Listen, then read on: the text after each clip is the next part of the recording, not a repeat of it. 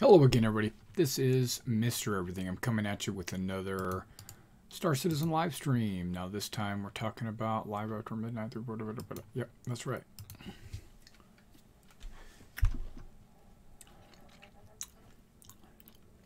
And I've got a new processor. I've got an i7 9700K. My RAM's different. My motherboard's different. I've got liquid cooling. So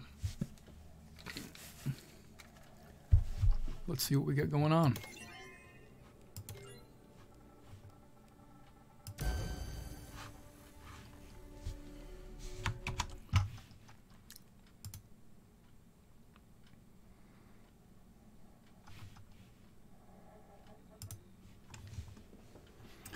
Basically, I'm starting Discord as well in the background.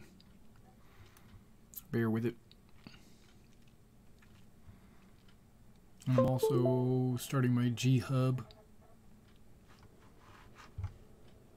Okay, it's loaded.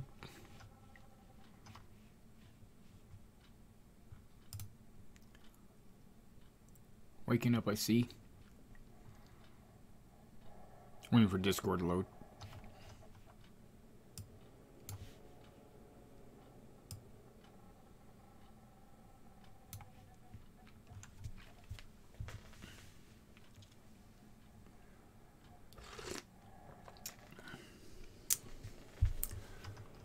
Okay, that's Discord.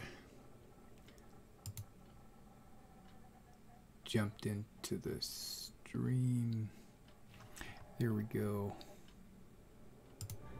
Bringing up the game. There we are.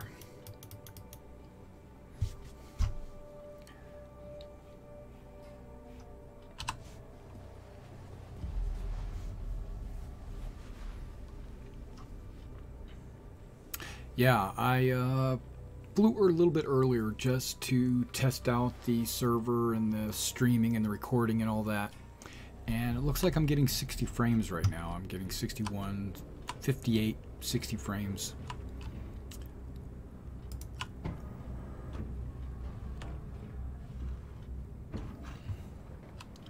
I'm getting that error message because I have the tool on my hip.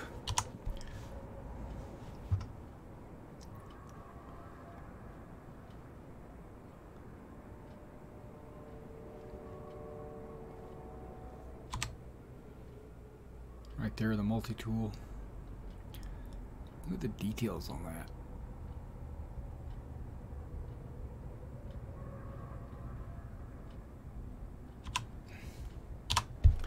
All right. So if you're in chat, say hi. We're gonna play an hour or two of Star Citizen, and then we might play something else after that. But right now, we're gonna play an hour or two. Star Citizen. I'm going to take on some contracts, maybe bounty hunting style missions or something. My understanding is you can build up your reputation as a bounty hunter. Whoa, what? Huh? Ground floor. And get more and more expensive or more lucrative missions.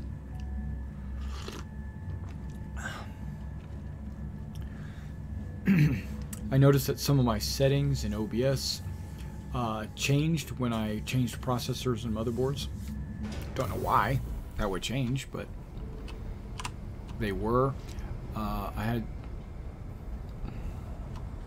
Because I actually think the sound is coming off the motherboard and the internet was coming off the motherboard.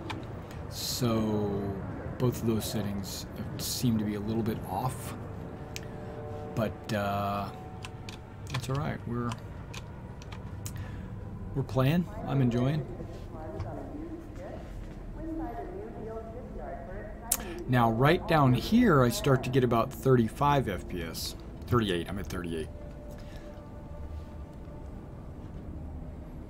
Need a job? Person Dynamics is currently hiring 40s. And that reminds me, press my recruiting button. We're in yellow server. I know it's PTU and it's not really. Only half the players are in PTU. To the perimeter, spaceport, and industry lines. Oh, I got to talk about this. We have to talk about this. When I get to the spaceport, we're gonna talk about the chairman's letter. I got his letter this afternoon while I was working on this computer. Or right before I was working on this computer, actually. I don't know if you guys have read the chairman's letter. Oh my gosh.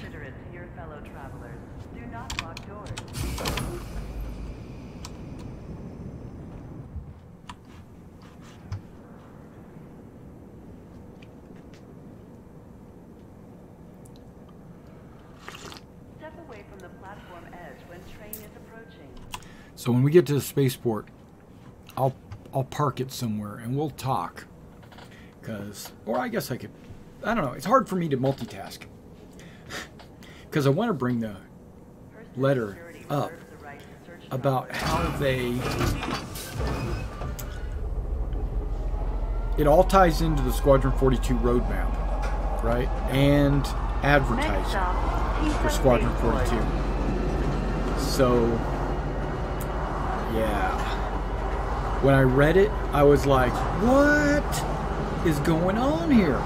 My first impressions, and usually that's right, but I don't know. My first impressions are that CIG is hurting for money.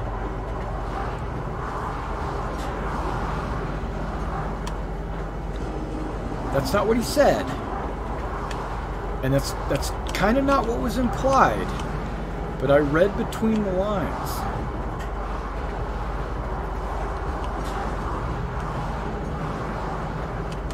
Now arriving, TISA Spaceport. Please watch your step when disembarking the train.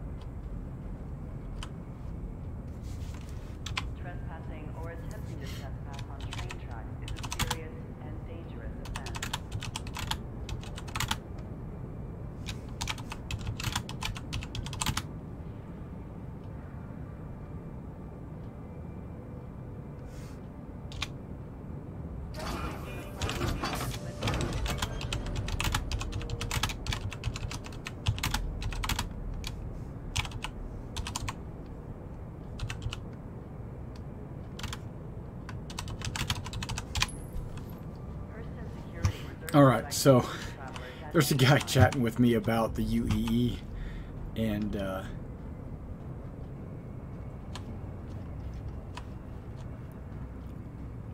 Yeah, so... Okay, so that's not the direction. Or attempting to trespass on train tracks is a serious and dangerous offense.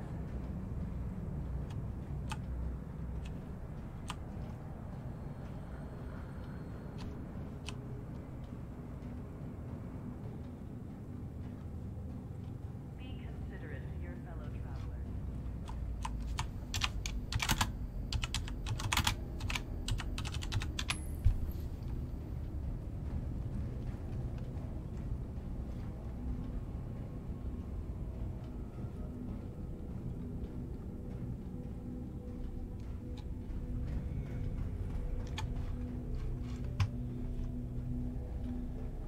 Our planetary ecosystem is precious to us.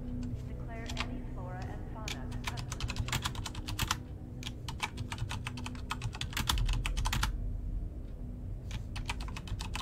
You are required to comply with all commands from person security and authorized law enforcement personnel.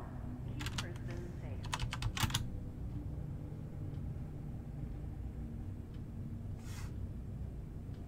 Person Dynamics is committed to the safety and prosperity of all of our citizens and visitors.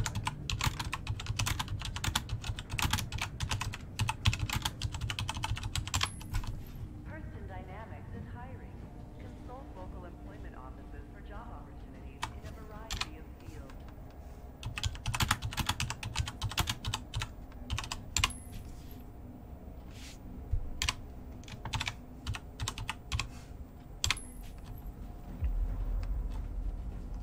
All right, sorry, interacting with Mr. Cole there.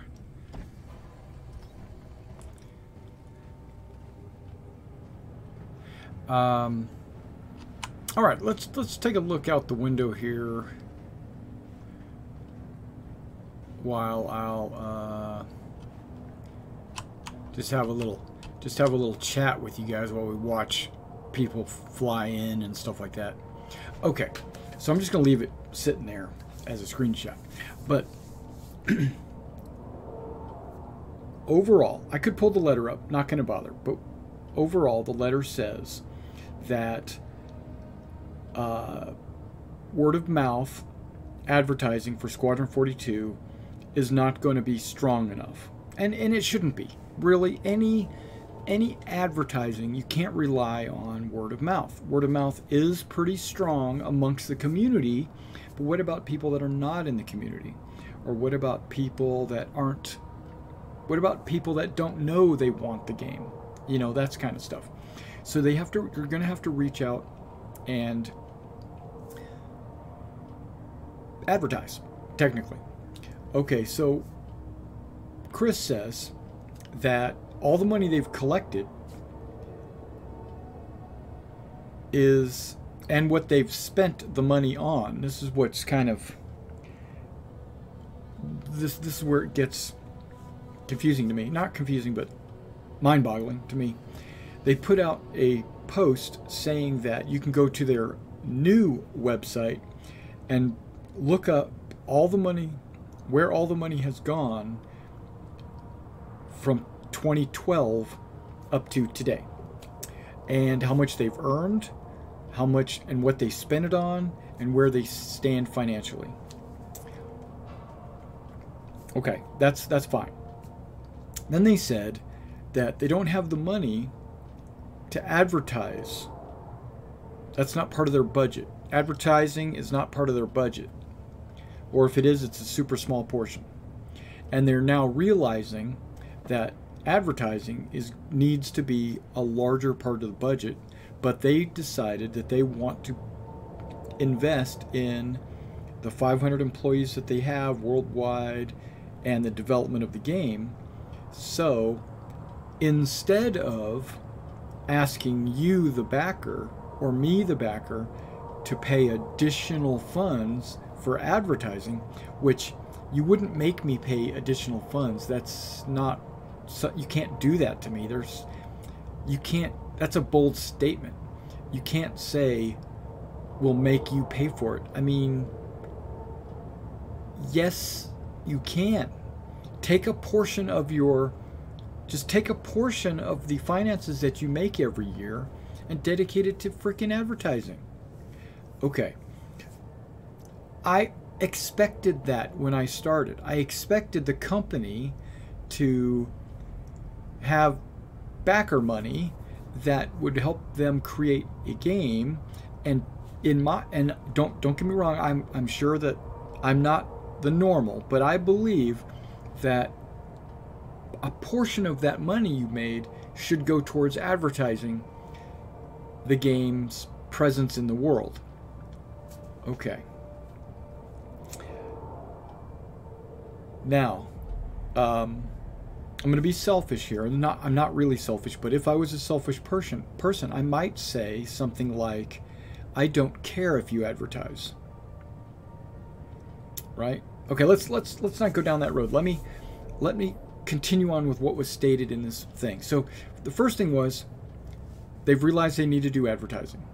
They don't want to make the backers pay for it because the money that they've gotten from the backers are going towards making the game. Great. So instead of asking the backers for additional funding, which I'm going to say this again, they do every day, every month, they ask for additional funding just by selling ships, concept ships, new armors, whatever they sell.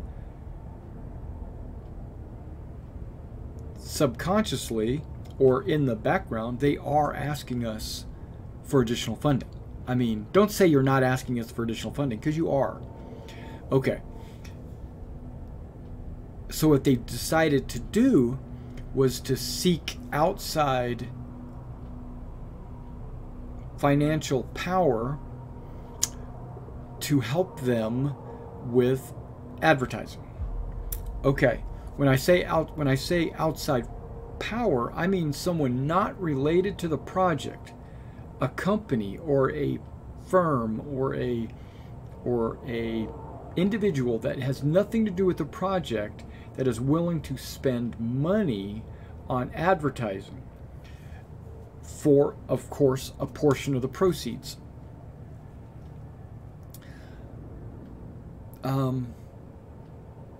That worried me when I read that. It came as a shock to me that they needed to do that. And they said they went to a bunch of different publishers, and instead of just signing up to a publisher that will just demand immediate release when the game's not ready yet and things like that, they actually were able to find a father and son team that already had released a couple of games, or one guy released a music software or something, and another guy had released a game or something like that. And this father and son team put $46 million into the project. So they are paying Chris $46 million to help him with his advertising of Squadron 42, which in turn will advertise Star Citizen. And that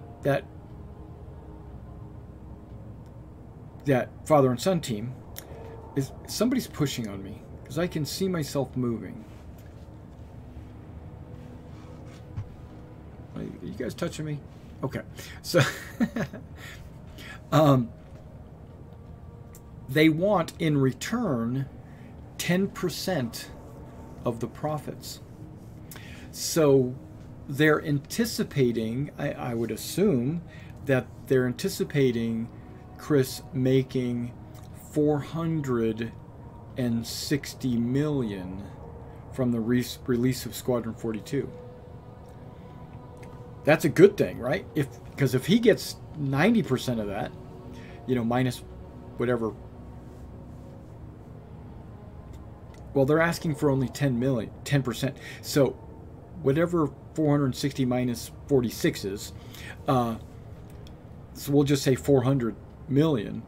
They're expecting Chris to pocket 400 million from the release of Squadron 42, and they get 10% of that. Right? Okay. that's cool. They're projecting a lot. Or, if he makes, hopefully they don't want to break even, so they expect to maybe make $1 million, and then they'll get their 100,000, right? That goes against. Hey man, what's going on? How you doing? It goes against Chris's promise, but not totally. But my understanding is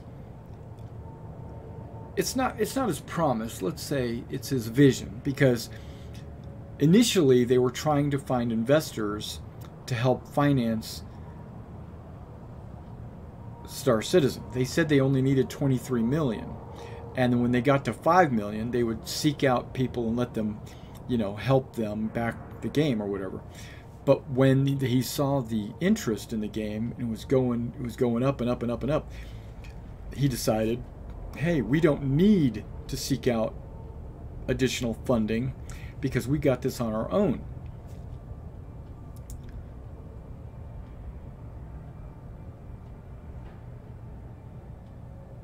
I'm pretty good. I appreciate you. Yeah, I'm doing all right. I'm just talking about the letter from the chairman that came out today. I had to talk about this before we did some gameplay. So he didn't break a promise. That wasn't a promise that he wasn't going to seek funding. It was a benefit of situation. Like, they had enough money to continue development. They didn't need to seek additional funding. So I've gotten so used to the idea that this game was not going to be funded by an outside source, and there wasn't going to be a studio telling Chris what to do, that it came as a shock to me that he would seek out additional funding. But then, after thinking about it a little bit, I realized that was never the plan. The plan was always to seek out funding, but he didn't need to do it. And then when they realized that they needed additional funding for the advertising, he sought out additional funding from a backer.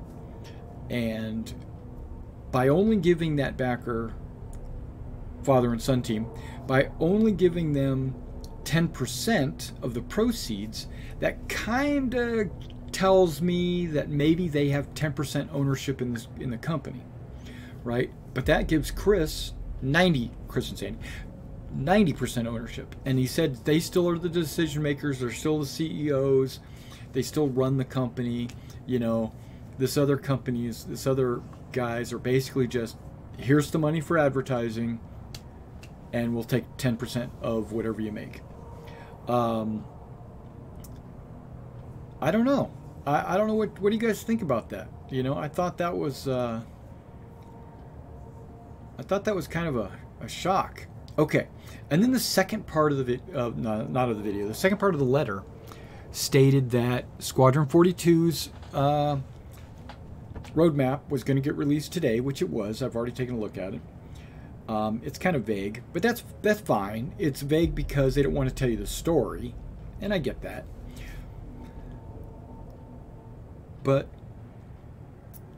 at the end of the roadmap, it says first quarter and second quarter of 2020, right? So you've got first, second, third, fourth quarter of 2019, and then 2 more quarters, quarter 1 and quarter 2 of 2020 is still production, part of the roadmap.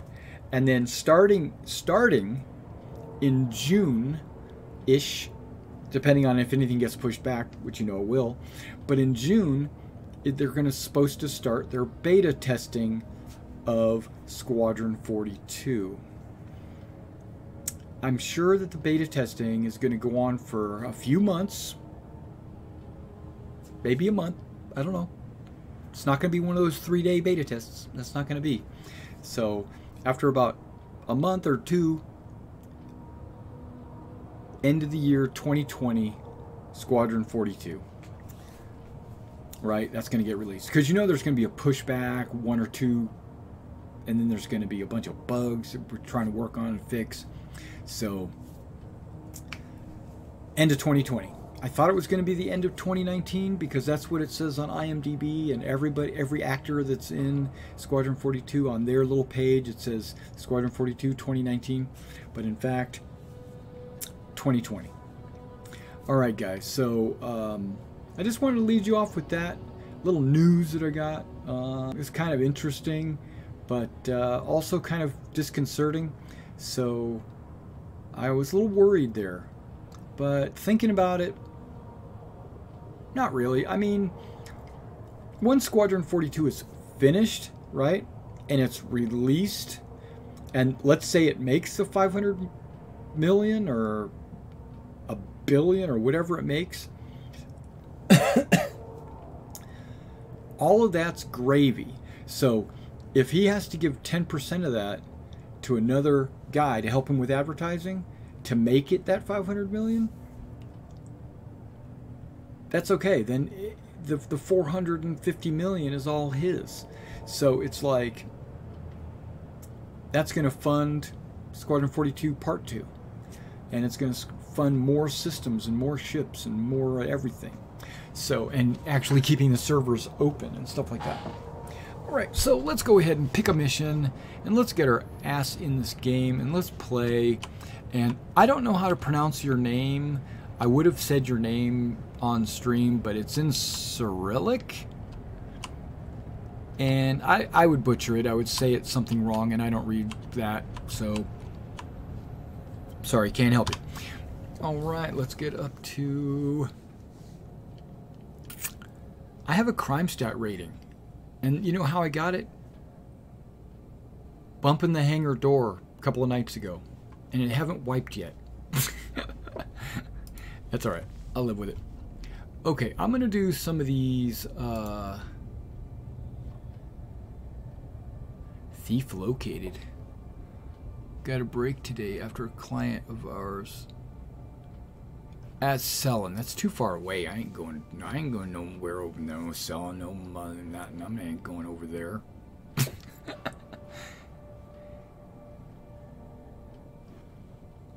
Yep, I'm gonna accept it. I don't know what it is, but it looks cool.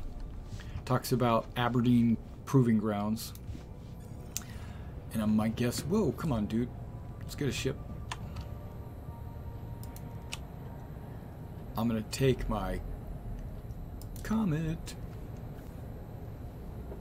Got me some hot chocolate here.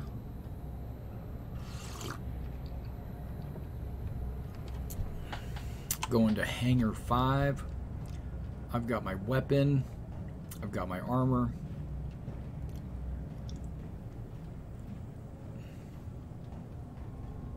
Oh, you did?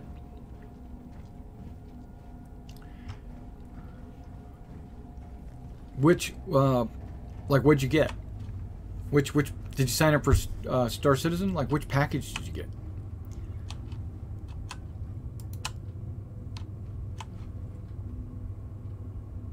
I only have 7 minutes to reach rendezvous.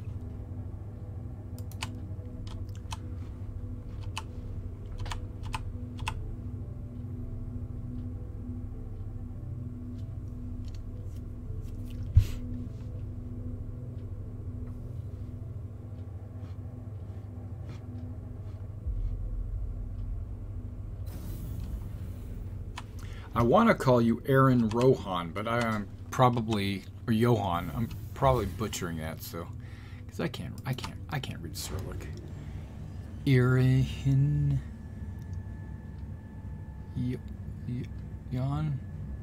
John, maybe? I don't know. Help me out. If you could type it in there, how I should pronounce it, it would be better for me.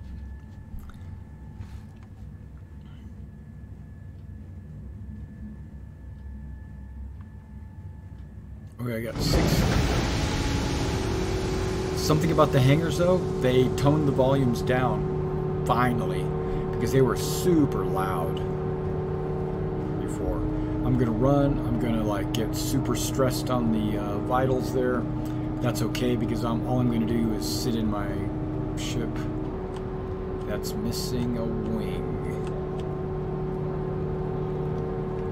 Got some cool ass guns though. I've got the what do they call them? The Endurance 3s by Hurston Dynamics.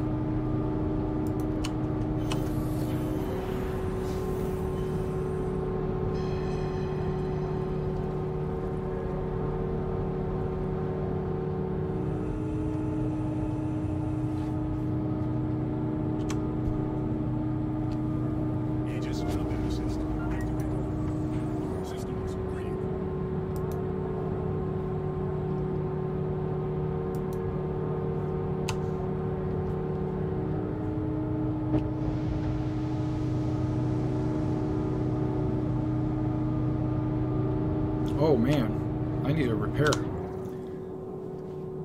Can't go into a fight like this.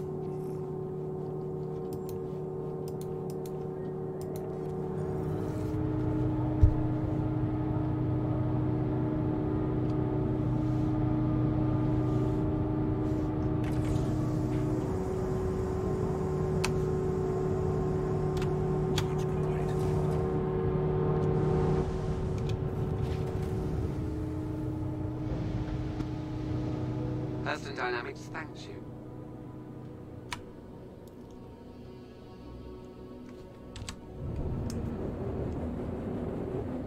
Landing gear rejected.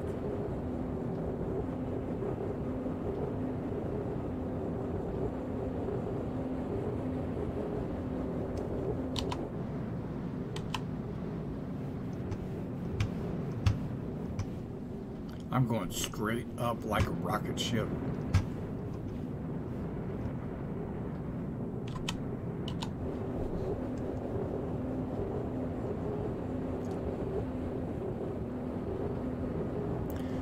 We are going.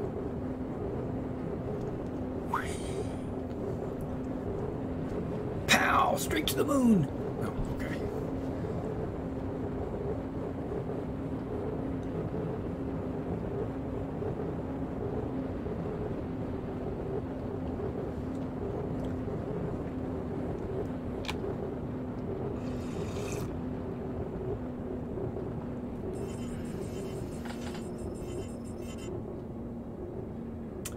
I only have 3 minutes to reach the rendezvous.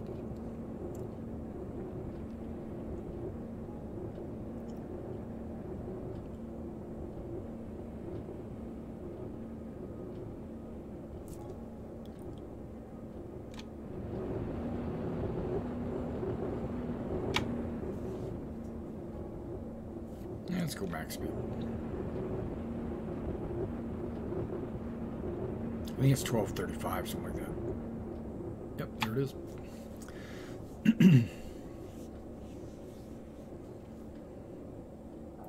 2 minutes. 2. Come on, we got to get to altitude 100,000 so I can break atmosphere. I think I got it though. 2 minutes isn't too far to go in quantum. I'm only going to one of the moons. Shouldn't be too big of a deal.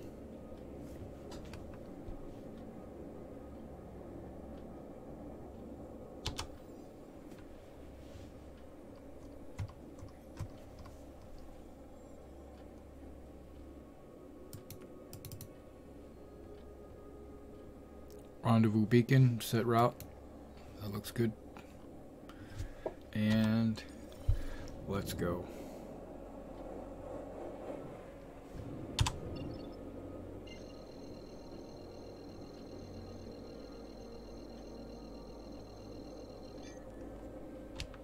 Quantum travel initiated. Quantum travel initiated. Here we go.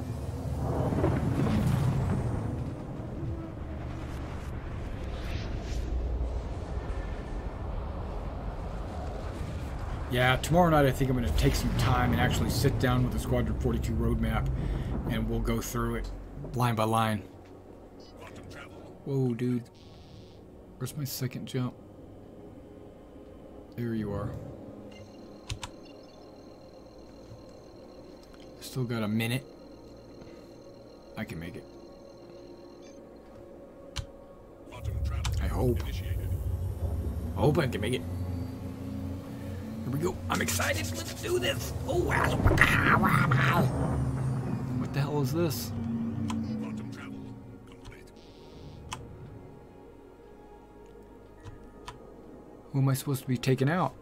I haven't really paid attention. Reach patrol area. Proximity alert. Hit.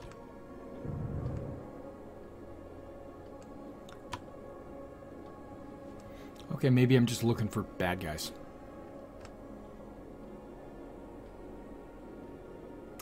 Wow, this moon is awful bright yellow.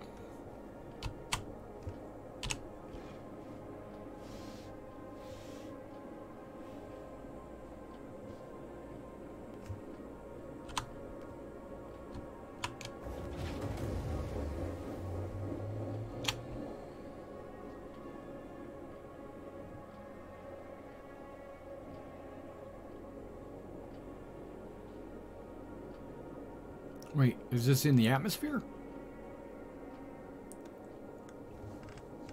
What? Hold on, what?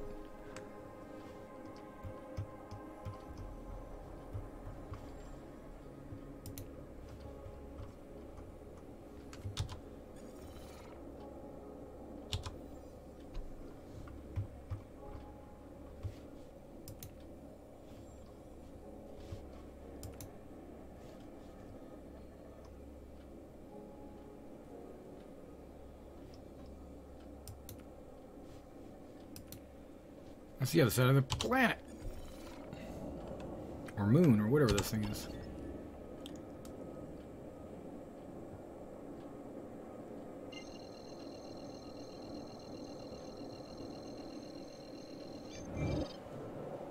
It's blocked. Come on, give me an OM that I can use.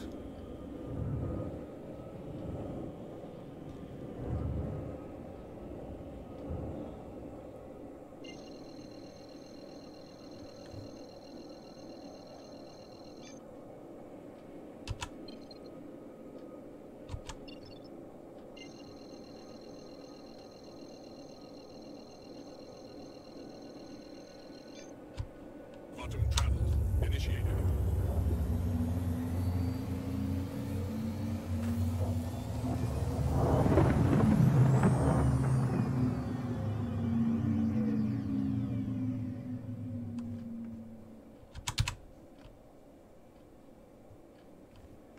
Quantum travel complete.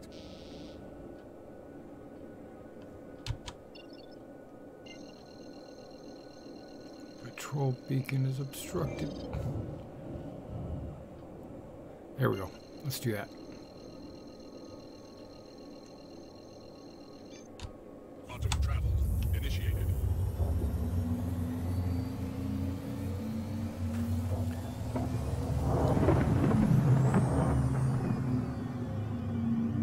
Quantum travel complete. Aha.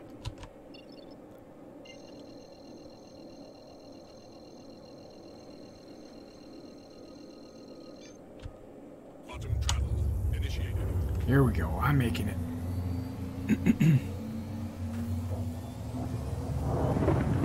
More rocks. Quantum travel complete. It's dark.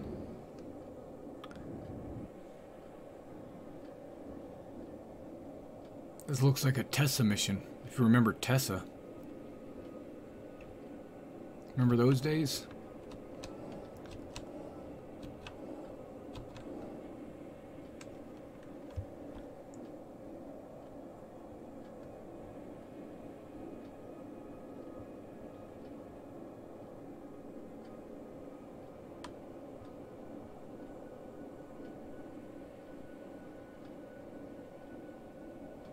Contact. I'm not going after the contact until I've gotten to the patrol area because I don't want to fail the mission.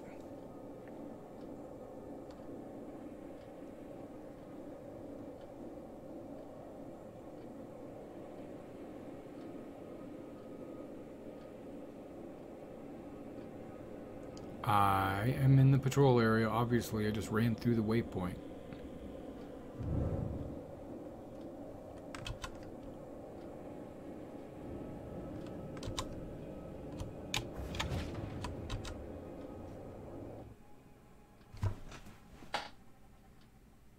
What?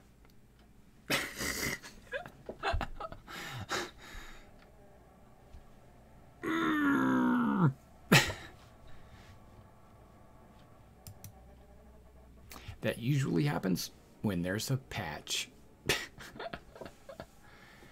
Yep. That's usually what that means. Bad token means they patched right in the middle of my flight. Urgh. Okay. So let's quit the game.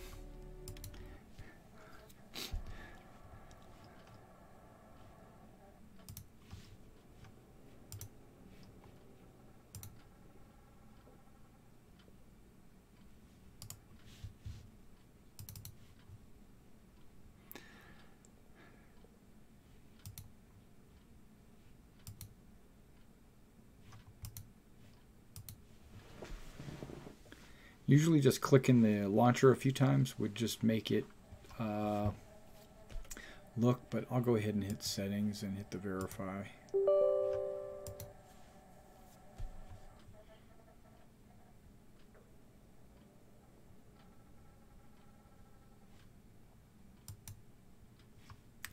We'll see what it does.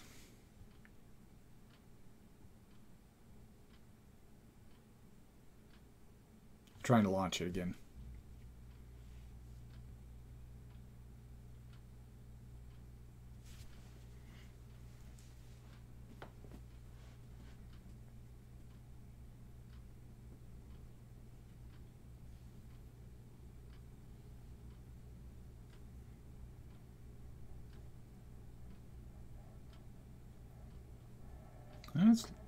If it can get past this screen, it usually means the server's back up. Somebody was saying earlier, too, that it was just a random server crash. Now, I'm noticing something flashing on my screen right here. I wonder what that is.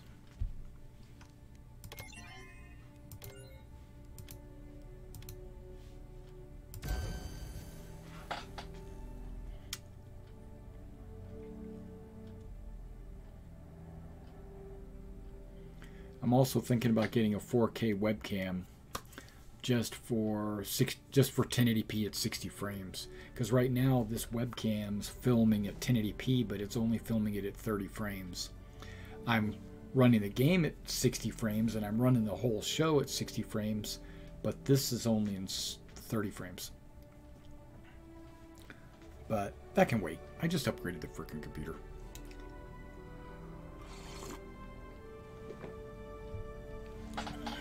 Yeah, the computer. i7 9700K, baby. Yeah, so this is what I got in there. Let's put it in chat. i7 9700K 16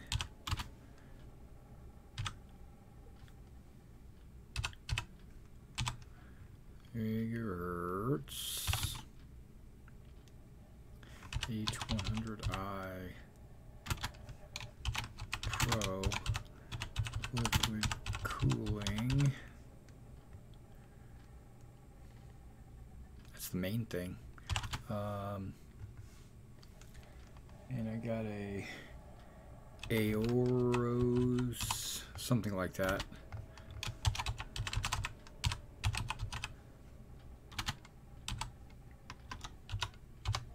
Something like that. I could be wrong. I just put it together today, so. I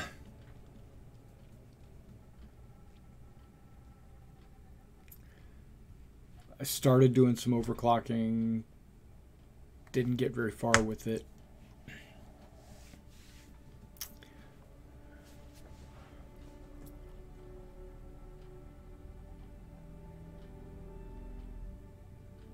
I'll need to go back through and update all my settings. But I was super happy once I pulled the old motherboard out and put the new motherboard in, booted. Once I got it, it took a second for me to get it to post. It wouldn't post with me having plugged everything in. So I went back later and started unplugging things, trying to get it to post. And then finally I unplugged one of the power cables and it posted. I was like, whoa, okay. Then I started putting everything back together except for that power cable. And I'm playing right now.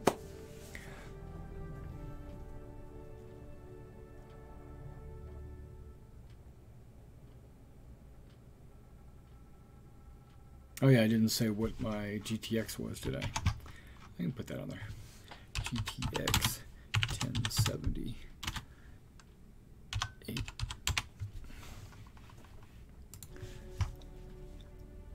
It's taking too long.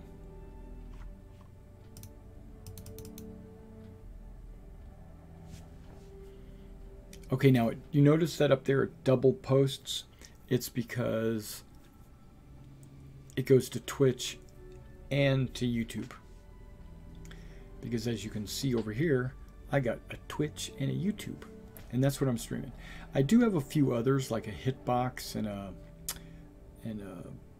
oh shoot, I don't even remember what that other one was. But I streamed on a bunch of different services and they weren't anything special. You know, so here I am. I probably could turn on Hitbox just to get that little extra, you know, video out there. I think this is taking too long. It's taking too long.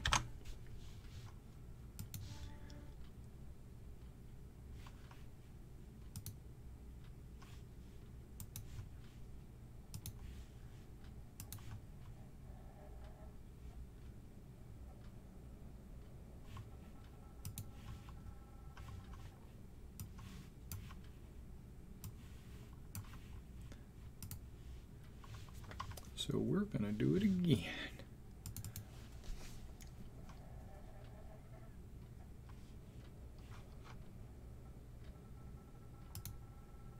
I think they're pushing really hard to get it out before they go to the holidays. So I think Friday might be a forced live release. So knowing that, I'm sure they're putting a little extra effort tonight and maybe tomorrow to get it smooth. That's another thing. I haven't seen today's Around the Verse. Have you guys watched Around the Verse? I might just pull that up and watch that on stream because I haven't actually seen today's Around the Verse. Hey, I told you.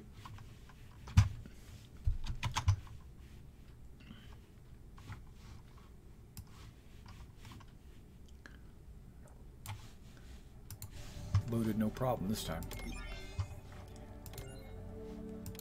We'll put it on best. Not best. Best. I was listening to some people talking today, and they would say best.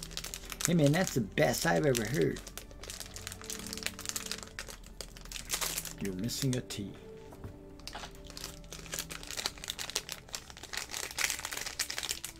I'm a stickler for English. I'm sorry. I just am. If you're foreign, English is not your primary language. Do what you can. That's great. It's kind of like me. If you ask me to speak Italian, I can speak some words, but not very many. You know, not the very many. No, I'm just playing. But if you're an American or a Brit and you should be speaking English, and you don't say English, if you don't use the proper word, I get anal. I get bent out of shape. I don't know why.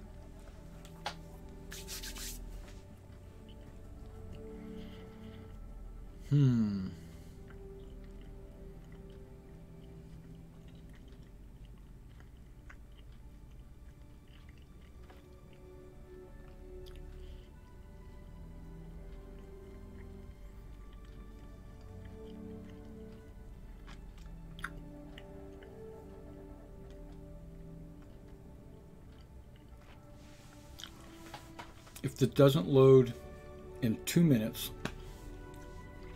What we'll do is I'll pull up Around the Verse and we'll watch it together.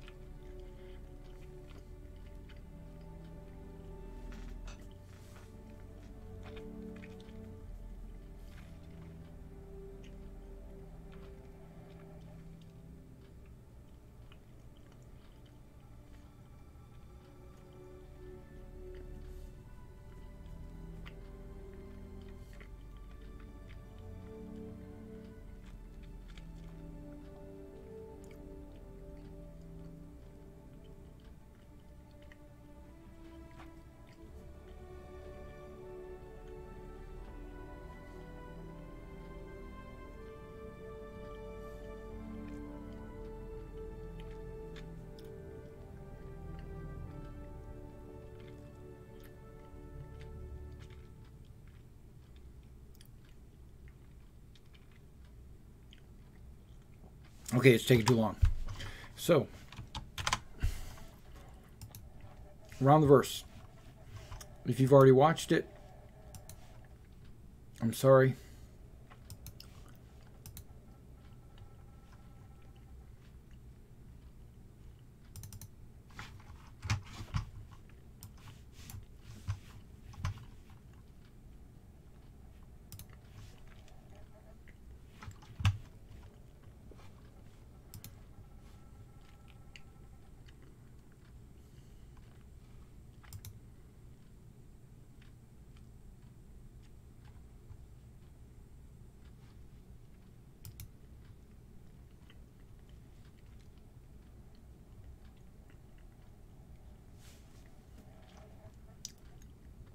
They have a bunch of spotlights they put up. I guess we could watch some of those too.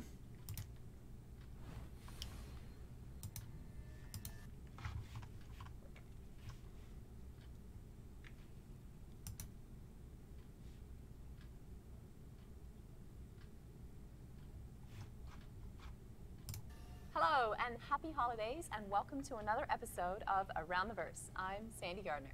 And I'm Chris Robertson. Happy holidays to all you guys too. Yes, 3.4 is coming to you very soon, TM. Very well, like very soon. So Yes. it will be live in your hands, almost any moment now. So and hopefully you guys will have fun with it. There's a whole bunch of cool stuff in it. I mean, it's not been that long since our last release. So we have the Central Business District in Lorville, which is the monument to the Hurston dynasty, and is a completely different vibe and feel than the L19 living area that you can be in a hab, and the TISA spaceport, which is all sort of where the common workers are. This is this incredibly grandiose building with huge arched ceilings, and it's almost cathedral-like inside, and it's a testimony to the wealth of the Hurston family. And it has a new mission giver inside. So Constantine Hurston is in the main building, and he will give you missions on behalf of the Hurston family. Very cool. We also have another mission giver in Levski, down in the bowels somewhere. You have to go find him, called Wallace Klim. And we spent a bit of time getting the various missions to work, including the down relay mission that we showed at CitizenCon. And in general, getting the mission givers and their missions to work properly, because there were some issues with 3.35. Because it's the start of their holiday. So that should all be going. Then we also have some new ships, which is very cool. The Hawk, which we had announced last year during the anniversary sale, is now actually in the game. You can fly it, so if you're a bounty hunter, you'll probably be pretty excited about that. The Freelancer variants are I like that top she's that's wearing. Very cool. The Freelancer She normally, one of our, I'm not impressed by her tops. Original ships that when we launched the game. And, I like that one. it's named a little, it's named as a nod to Freelancer the game, but also it's a trading ship, and so that's a large amount of what you can do. And exploring. Yeah, but you can have a decent amount of cargo, and the Freelancer Max allows you to have a larger amount of cargo than the base Freelancer does. The duration, the Freelancer Dura allows you to go longer distances, which will tie into sort of some of our new quantum drive and jump Extra point fuel. mechanics. And then we've got the MISS, which is the sort of missile sort of cruiser version that can have a whole bunch of missiles that can blast at you. So that's pretty cool. There's a couple of little things like 600i touring module that will be there, and I think the Reliant core. Yep, Reliant. Just the base ones had a little bit of moving around, and the cargo section works in it. So yeah, there's some cool stuff, and there'll be a little bit more stability and some more quality of life improvements with comms and the kind of Spectrum chat stuff, turrets. So anyway, hopefully you guys will like it and have some fun over the holidays. Hopefully. Yes, excellent. So go check that out. And we have some news regarding Squadron 42. Yay. Inquiring minds want to know about the roadmap. Well, there you are. Yeah, no, yes. it's been quite a way in the making. I know that we said last year. Already talked about we would that. Have a roadmap, but it's taken. So what took you so long? It's taken a lot. Well, I mean, essentially, the team themselves did not feel comfortable sharing the roadmap earlier this year because they wanted to do enough work to validate all the remaining tasks, and not just at a high level. This is having the team themselves, so the various groups down the leads and the team members, to look at the tasks, break them down, give estimates on the tasks. So it's it was a lot of sort of bottom up working to end up with the roadmap we have now. So it's taken fair amount of time. It became more complex because we also have Star Citizen to consider. So some of the tasks are the same between Star Citizen and Squadron. Some of the tasks are not. Some of the tasks are subsets. Some of the tasks are supersets. So we had to get all that worked in our system because the roadmap is a full reflection of our internal Jira task tracking system. So what are some of the, with caveats, what are some of the outstanding things on the roadmap? I think I said in CitizenCon that, in terms of Squadron, I mean, we've been working on this for quite a long time, and we're definitely on the downhill slope now. It's we're publishing this, we're showing a sort of 6-quarter schedule where by the end of 19 we'll have pretty much all our features done, and then in Q1 of 20 we're doing optimization, and it's sort of the alpha phase and polishing and hardening phase and the finishing. And theirs is upside down. And mine had Q2 Star Citizen at the in, top and Squadron 42 at the where bottom. it's mostly just bug testing. Whatever. And continue polishing. We're going to review that tomorrow Keep the night time for in next detail. summer. Talk about it, each individual item. Yeah. So anyway, that's sort of our time horizon that we've been working on, and it's a lot of work. But on a caveat basis, it's similar to what we do on the PU. So some of these tasks may take longer than we have estimated. There may be some unforeseen problems. I will say that the uncertainty, the R&D technology aspects are much less of an issue or risk now on Squadron, because the biggest remaining one was really object container streaming, and we've got mostly that sorted on the PU Star Citizen side. We still have a little bit because some of the server side technology for object container streaming is needed for Squadron 42, because Squadron 42 is basically a server and a client altogether. But once that's online, we'll be able to stream this really high detailed world, keep the frame rates up, which is really important. What about the crappy AI in the PU? Don't beat around the bush on the AI there. But no, the AI is probably the biggest. The Dura's pretty cool. I would say remaining unknown or risk. Partly because we're going for a really high level of AI. Did like the Max though. We've been spending a lot of time building sort of the building blocks and base stuff, so people aren't really appreciating the potential of what the AI can do. So some of the AI you see in the PU is leaves a lot to be desired. Some of the flight AI, Nice way of putting it. some of the flight AI is sort of we've we've been developing that with the new IFCS, which isn't yet in the PU, but will be in the 3.5 release. If I was going to put my finger on one thing that would be a risk on the schedule, it would be us executing all the AI, mostly because at the moment we have, I think, about 4 AI programmers, and we need probably another 3 to 4 AI programmers to really feel like we've got it sort of covered. And What then about some. you? Can you AI program? Well, it's been a long time since I've done that kind of programming. I mean, I've got a lot of other things that I've been been working So on. they'd be just as crappy as if you tried. No, you know? it wouldn't be so No? crappy. Okay. It'll be fine. Okay. I nominate you just in case we can't find that extra Well, programmer. yeah. Unfortunately, I don't have that often to do some programming. But anyway, if there's anyone on an AI front, we are looking for AI programmers or gameplay programmers that are interested in AI.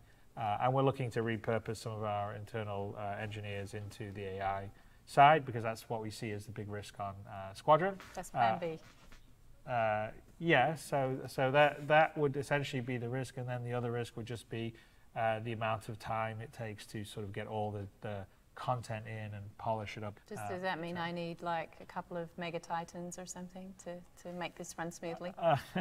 Well, I don't. So I think relatively, our goal, and that's why we have a whole bunch of optimization tasks at the end, but our goal is to make the game itself run pretty buttery smooth. So the objective would be to try to have gameplay that is at least 30, but definitely closer to 60 frames a second. I mean, 60 is our goal.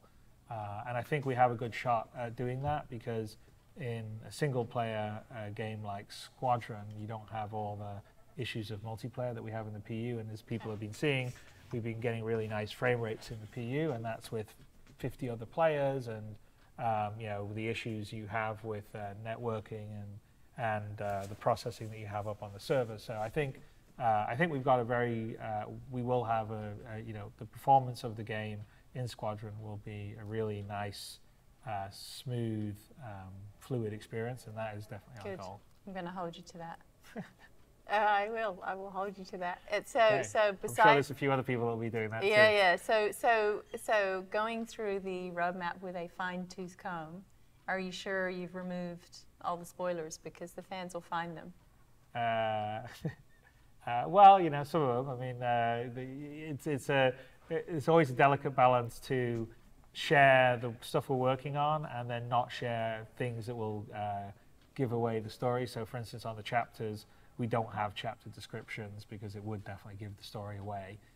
So sorry if they're a bit generic. I mean, we've actually broken the one thing I would say is the roadmap itself is I'm happy with that, though. Set up slightly different than the I don't one want to know for the the Star story. I want to Citizen play it. / the PU, because we have 2 parts to it. One, the more traditional bit, which is the feature part, which is set up a lot more like you've seen on the PU one, where it's laid out per quarter, the various tasks, the engineering tasks, the asset tasks, so like if we're making a character or a spaceship or a weapon or a prop or something like that. So you can see how those stack up like you do on the PU one. But then on top of that, because Squadron 42 is a narrative story game, it's got these different, what we call chapters. And a chapter is really a sort of, it can be it's like 28 equivalent chapters. of a collection of, say, missions that you would have had back in, say, Wing Commander's days. But you can start on a ship, you can fly, you can be given a mission, land on another ship or land on a location, get involved in FPS combat, get back in your ship, go somewhere else, get in a dogfight, then go and land on another area, get involved in FPS combat, get back in your ship, come back to your home ship, land, and then talk and catch up with everyone staying on the crew. And that could just be, that's an example of, say, a chapter that would be something Within you do in the game. within the whole. And some of them are bigger than other ones. Some are pretty epic, some are a little more contained and smaller. And those are tracked on the sort of overview page that we have on the roadmap, where you can go and you can see where they are at the various levels, whether it's we're still in the white box level. I'm going to cut you off now because you just got to hurry up and finish already. Okay, Because it's like telling me about the chapters, but you can't really tell me. Well, about you're going to say that because it's like spoiler alert. It will track the the level where you are, like where white box playable, gray box, full production, Okay. polish, which is when everything's in, but we're just sort of polishing and hardening the level.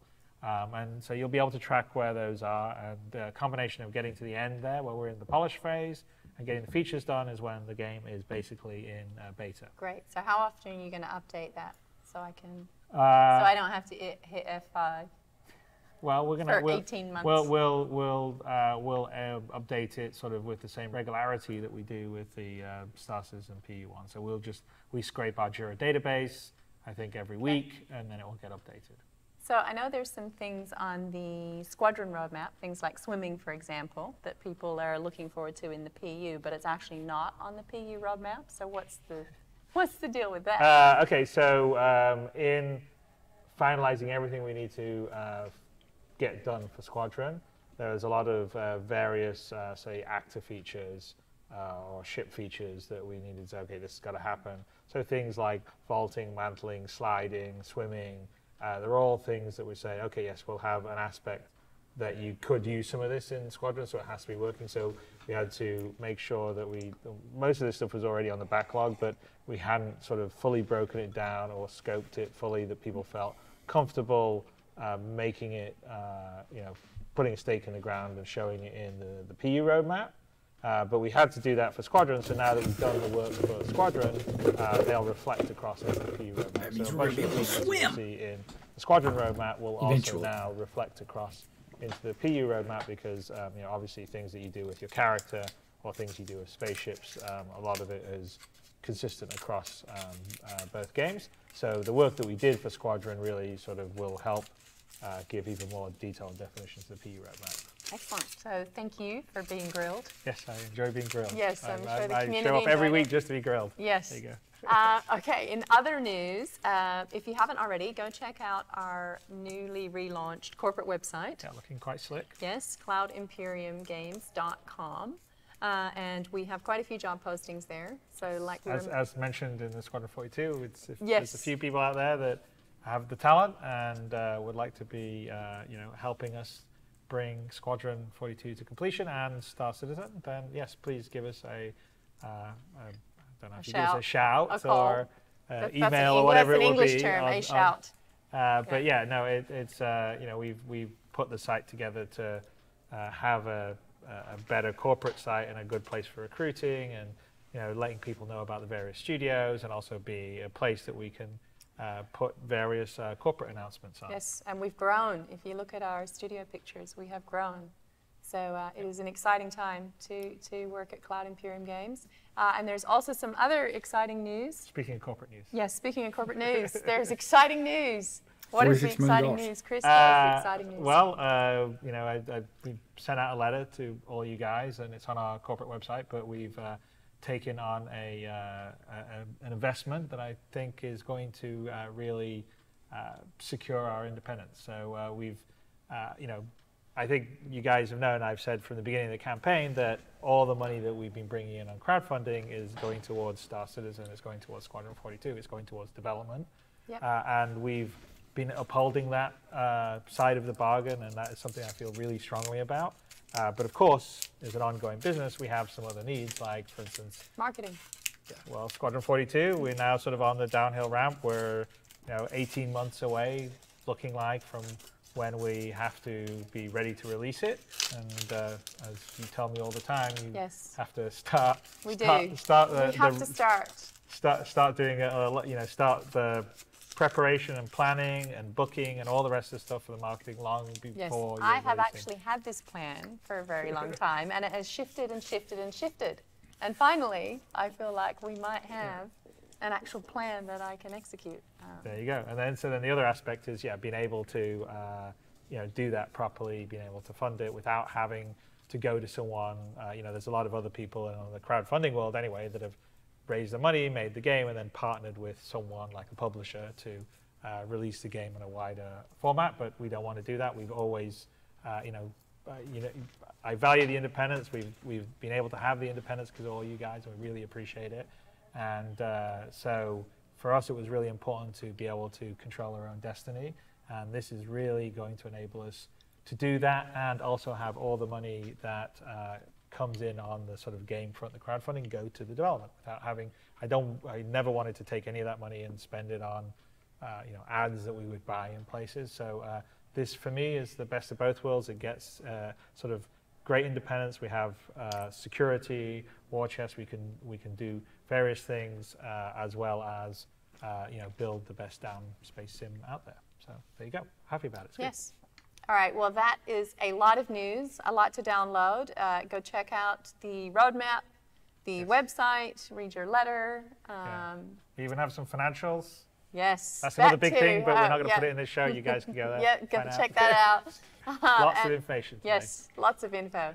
Thanks, as always, to the subscribers for sponsoring this show and all of our shows. Another example of an amazing community, that would be you, that makes my job as marketing a very creative one. Let's put it.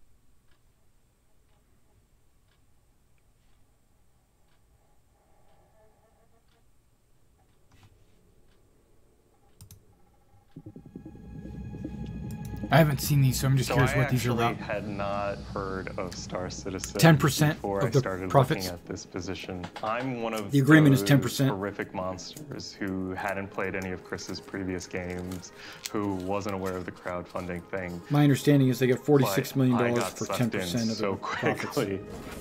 I'm like, this is a project that I want to be a part of. That was in the letter This is sent Los off today. Angeles. So it's tough and fun at the same time. You can't beat the weather. You cannot beat the beach. There is so much to do. What the f do we do around here? You know, I ask myself that same question every day. Here in LA, we had the vision for this new type of game.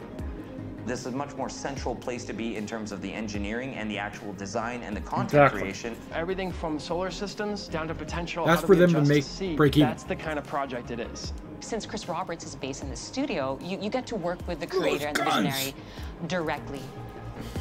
We literally can walk 3 meters down to his office and ask him a few questions, and we'll get the work done. And you really feel a sense of camaraderie. I heard Chris talk about his passion and his dream, and he wants to make this can I say badass? I can say, yeah, badass game.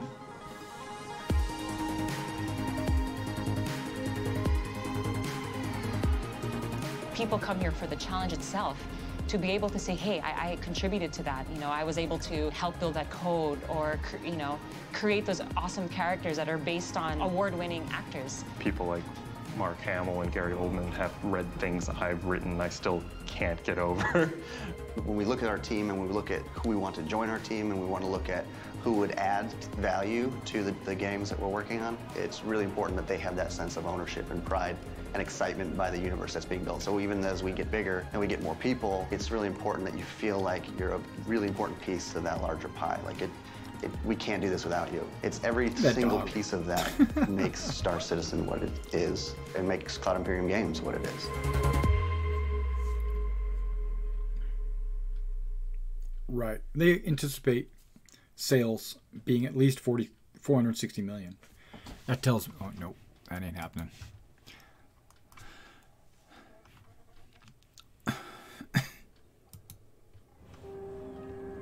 These are all super shorts. I was just curious what they were putting out.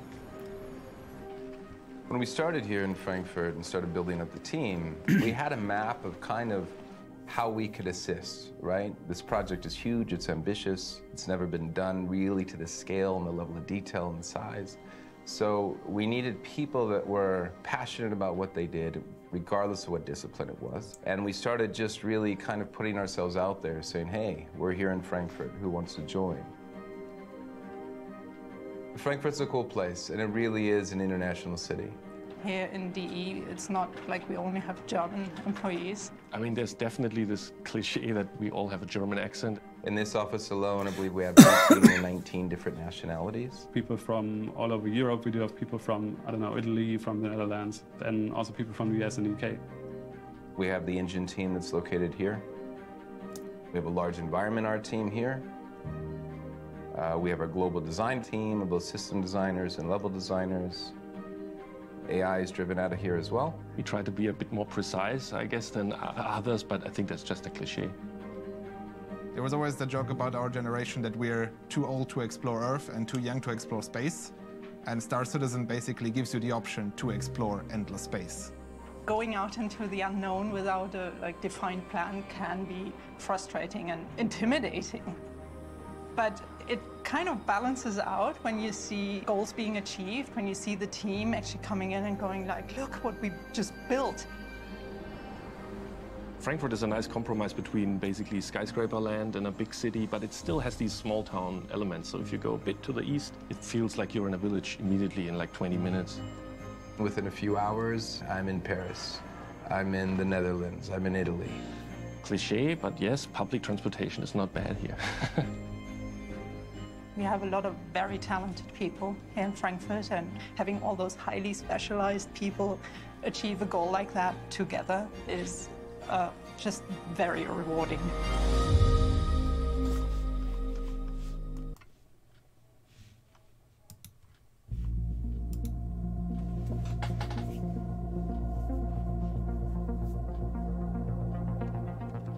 Austin is by far the best studio. Everyone's really relaxed, and honestly, this has become my family. Everyone cares for everyone else. We respect each other's discipline. We respect the differences. We're a very tight-knit group, and I think that's what makes it really worth it to be here. Trying to think of something that's not cheesy or cliche.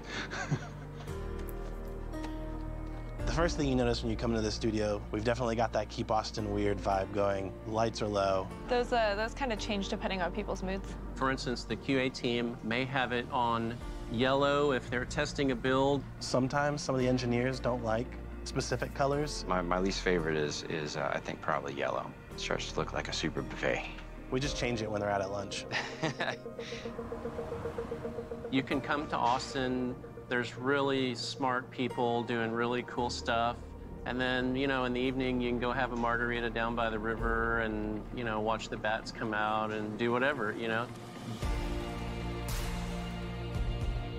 We're responsible for live operations in Austin, so everything that's live to our fans online. Like the players' traffic gets run through the servers that we run. It's like as if you have your hand on the pulse of the community. You can see the concurrency going up and down.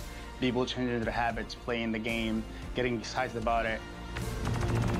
You never know what you're going to do in a given day. Hey, we got this problem or this thing's going on. We need help with this. What are players doing about this? What are they saying about that? And you just never know what you're going to do. You no longer feel like you're, in it, by yourself as developers. It's like, now you feel the full weight of this vast community of over 2 million people that are right there with you every step of the way.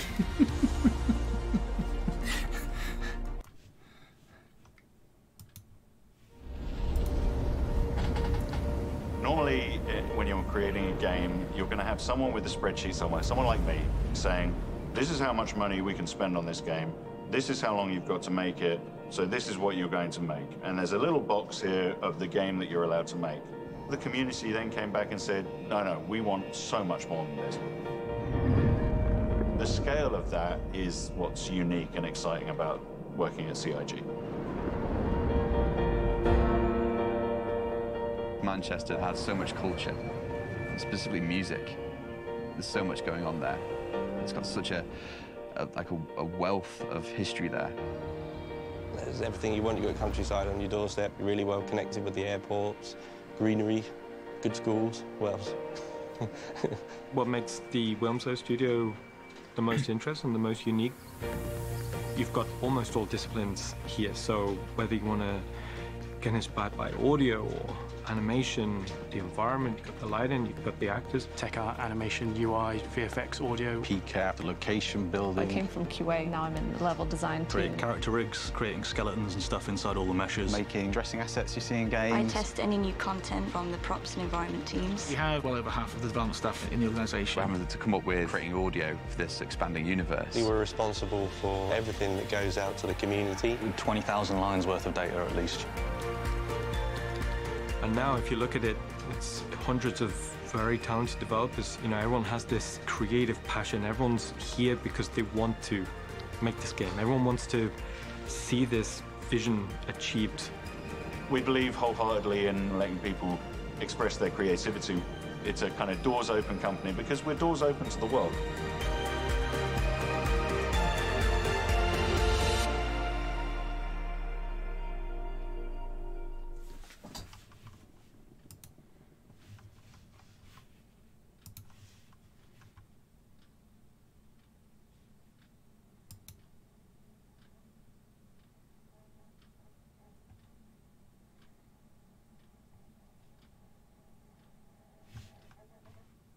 Oh, that's right. I closed the game. Sorry.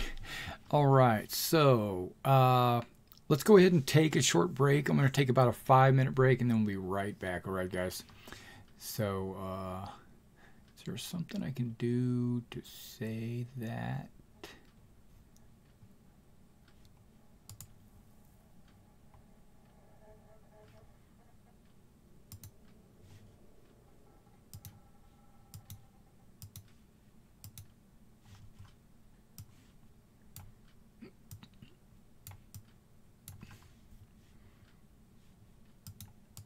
Almost.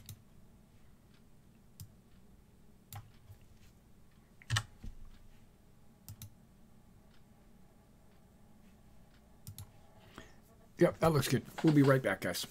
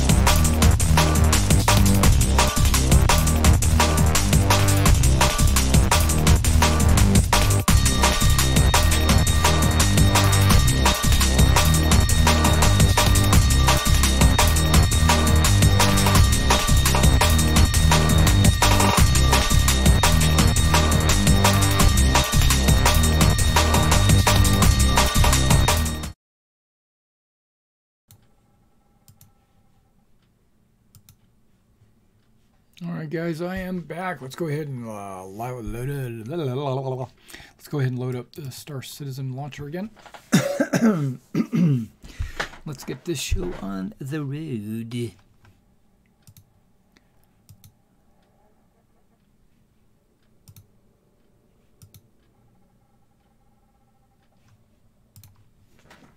Okay. Clickety click click.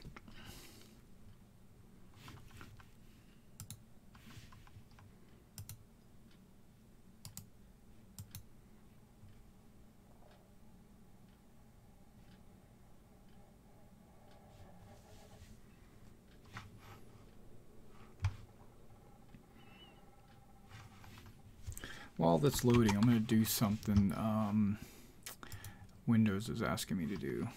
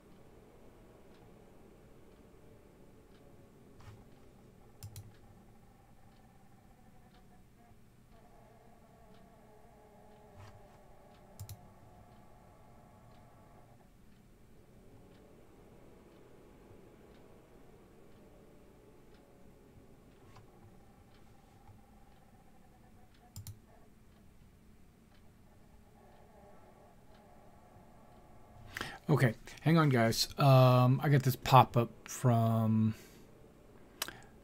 Windows.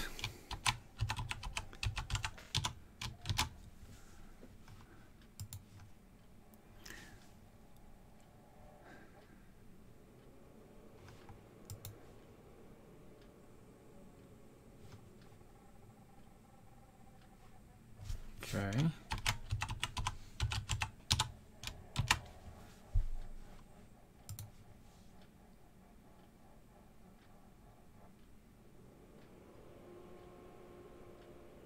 Because I upgraded my hardware, I changed the motherboard and the processor, and Windows is saying that my account's not activated. So it's just taking a second. I'm going to just go ahead and log in and activate my account.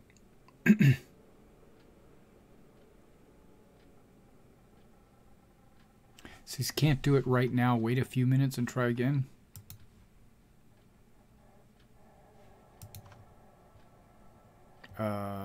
Okay. Well, it is like 2 a.m. It's alright. I'll do it in the morning. Alright, let's go ahead and let's do the best. Even though the USA should be the best because I'm located here in Tennessee, but let's see what they have to say.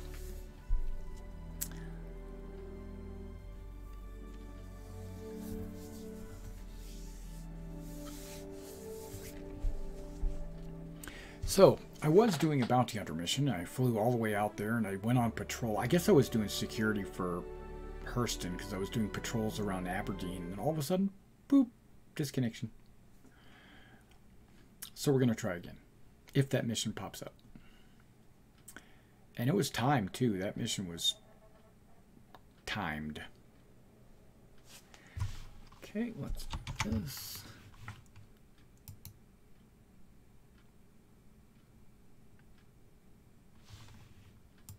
Perfect job picking up.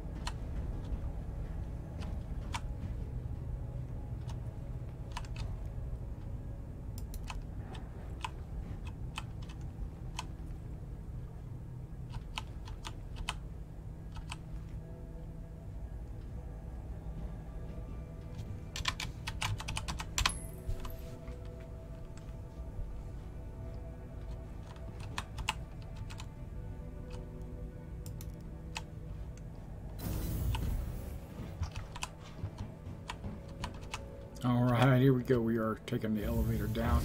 I have learned my lesson. Sorry about the language that's on the screen, guys. I hit ground floor. It doesn't like me.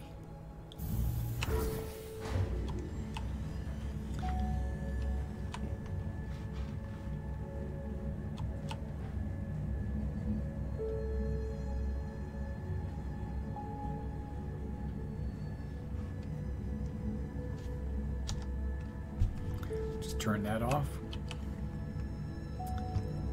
Not something everybody here in the chat needs to see, or in the game needs to see.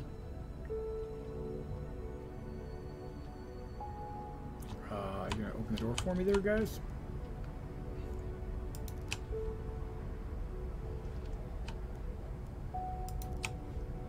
It looks a little off-center, doesn't it?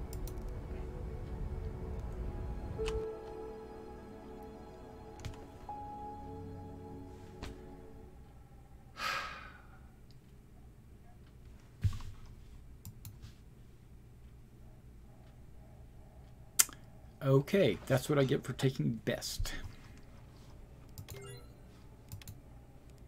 I'm going to USA. What? Wait a second. What just happened? Was there a wipe?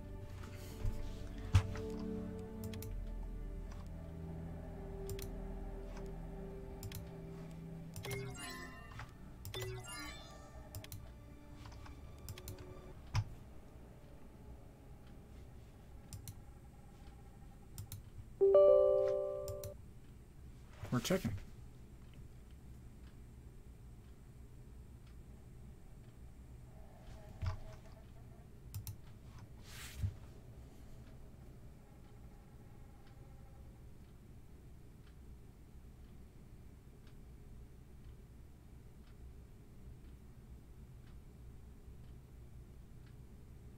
We're relaunching. There you go. You can see.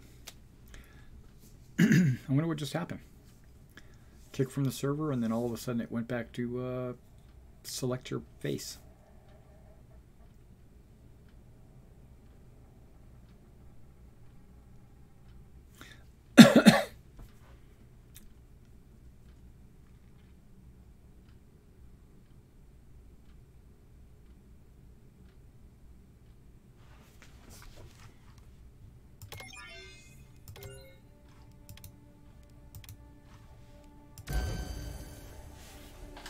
All right.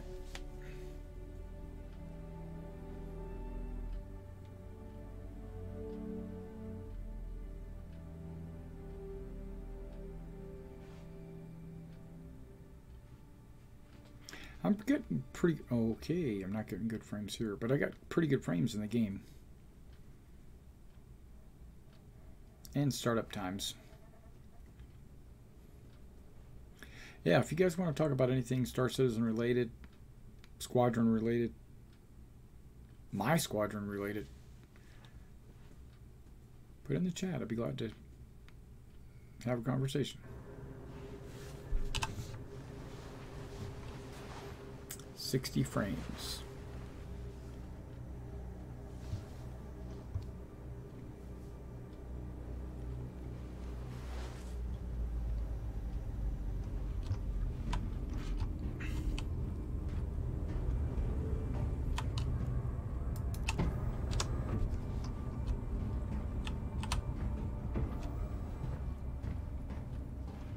I did turn the chat back on, right?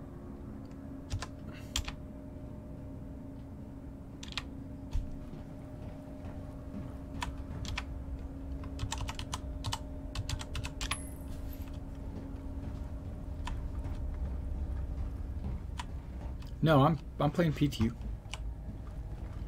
I hit the PTU launcher. You notice when I loaded in this time, I didn't have to pick my face, so I'm back on PTU.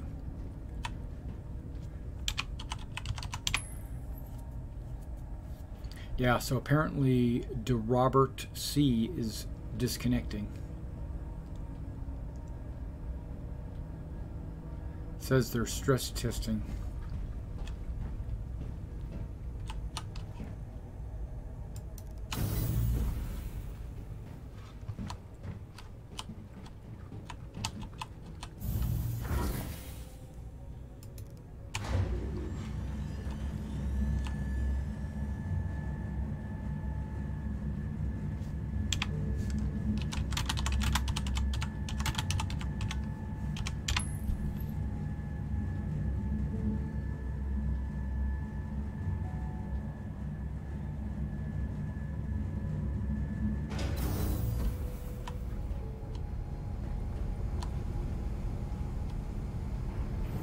Oh, you're logging into live right now, and it's 3.4.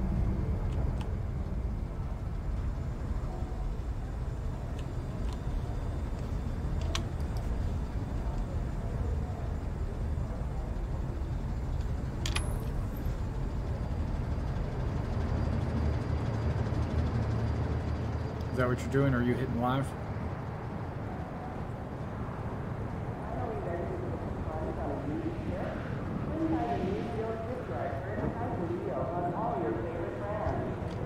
Because I think sometime today they will launch it live.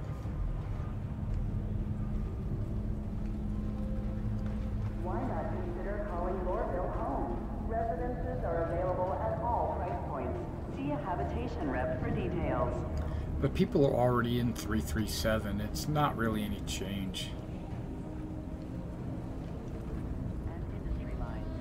Oh.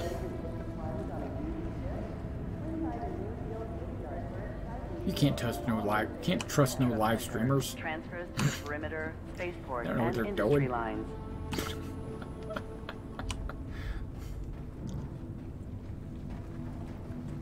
Welcome to Metro Center. Transfers to the perimeter, spaceport, and industry lines.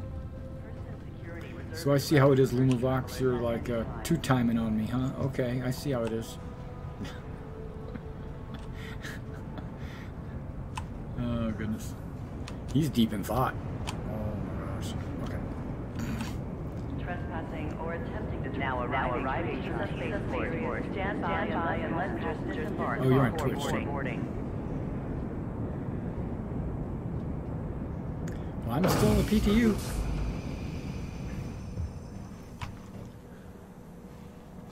Be considerate to your fellow travelers. Do not block doors. Try launching the live launcher and see what it does. I alt-tabbed.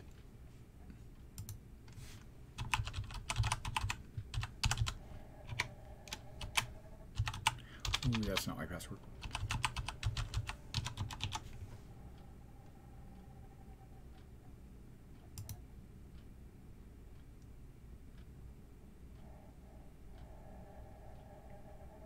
Well, it says Alpha 3.4 available 52 minutes ago. We opened 3.4 today. We opened Alpha 3.4 to all backers. It says update. Okay, so I'm installing 3.5. Okay, so guess what? I'm getting out of the PTU. I'm patching the live build. Why would they have both the PTU and live up at the same time? Craziness.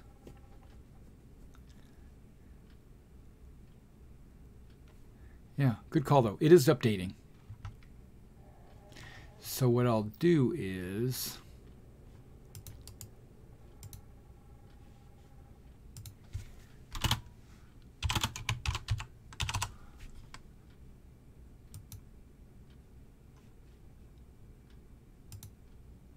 change the title to PTU/live.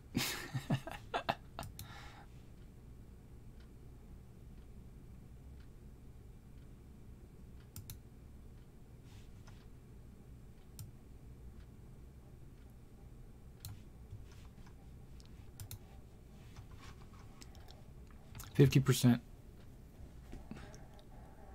Well, hell, it says files left 9,000. 9,000 files left. It says I've got 1 gigabyte left.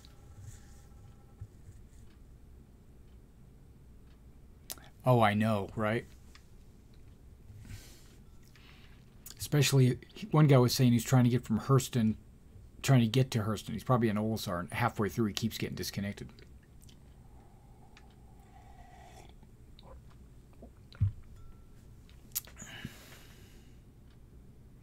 Yeah, I'm at 500 megs left. That can't be right. 300. 263. Yeah, it's going pretty quick.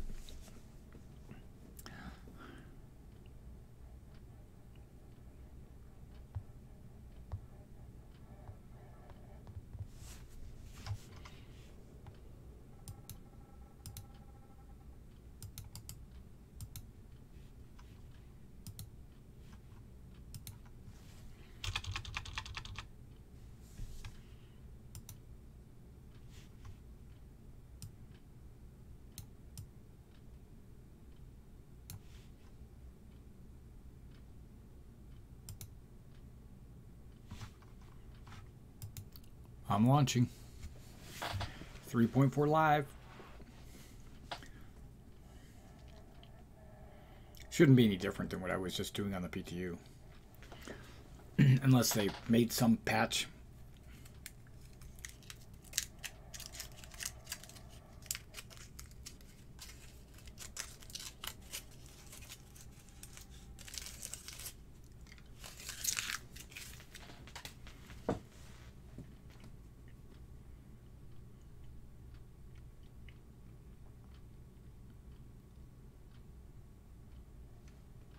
What? I've never seen that before.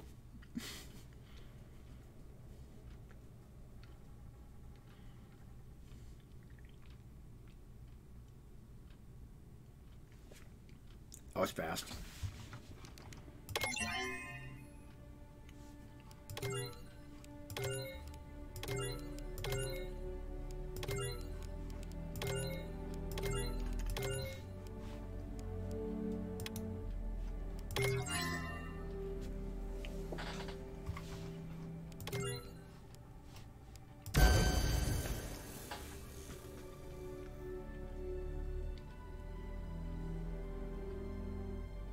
Yeah, I know, right?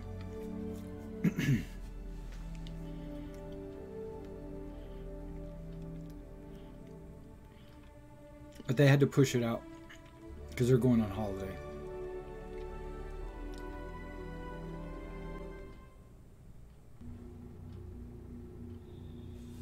I might still be on Hurston. Nope. Guess where I am? Port Olisar. That's okay though. That's okay. I've been meaning to come back to Olisar. But then again, I don't need to now because I don't have a criminal rating. And I also don't have 5 million credits. But I have everything I want.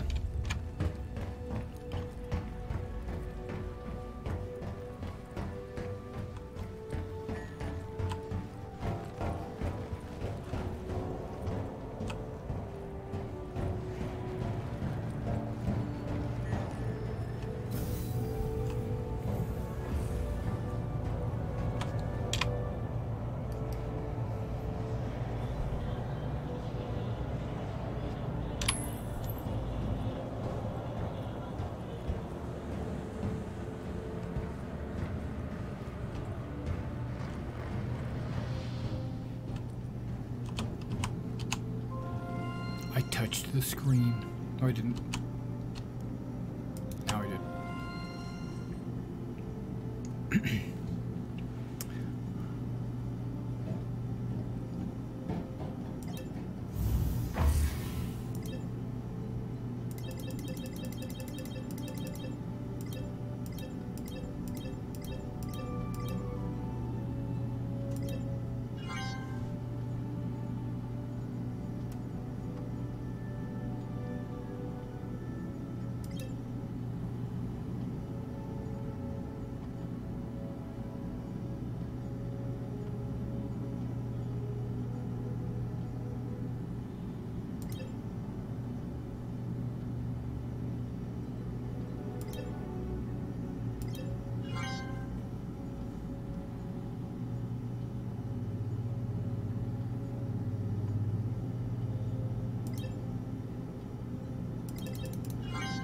Whoops. That bought me one. I didn't want one.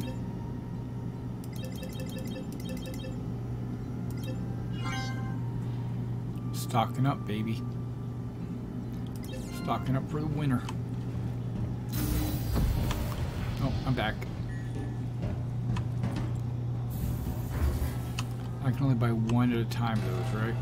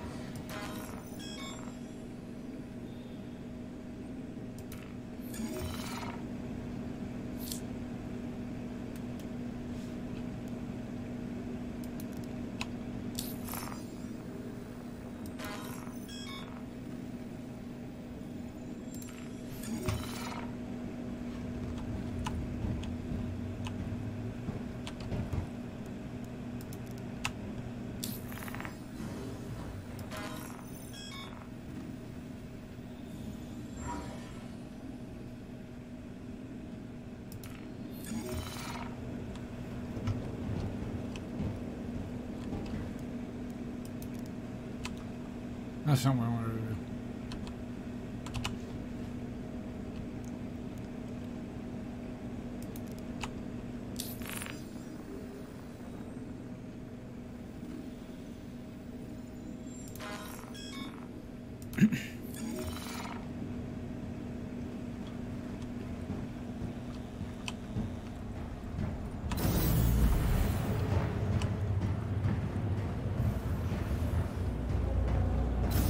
See what I have that'll get me fast to Hurston.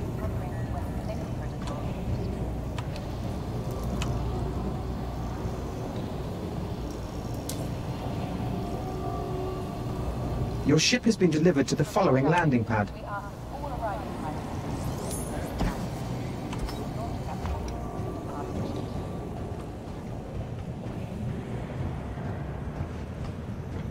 We're gonna quantum to Hurston.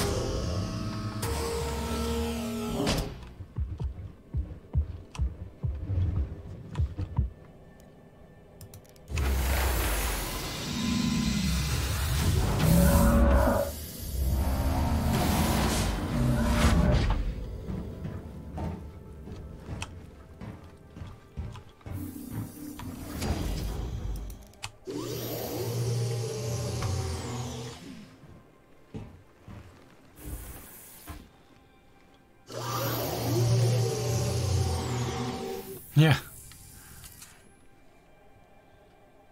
I'm just gonna fly it over there and land. I only got in this for its quantum travel. Welcome to Robert Space Industries. Enjoy the ride. System check.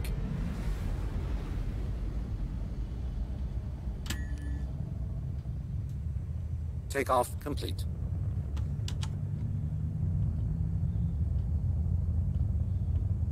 Landing gear raised.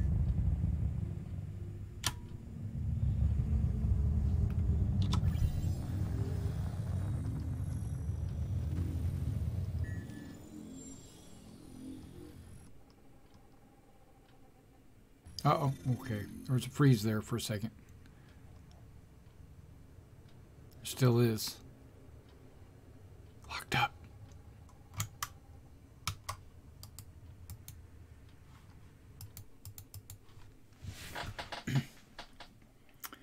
The game locked up.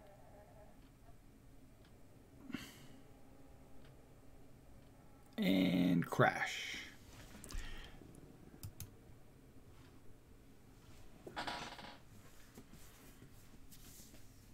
Hopefully I still own all the stuff I just bought. That way I don't have to go through there and buy it all again.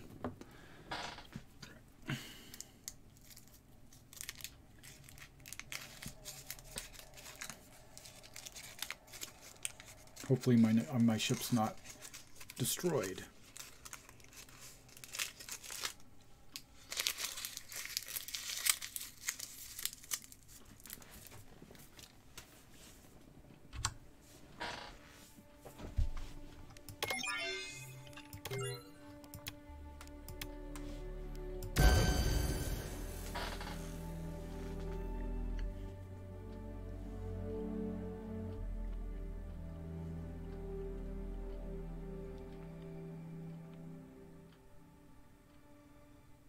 Right. You're right.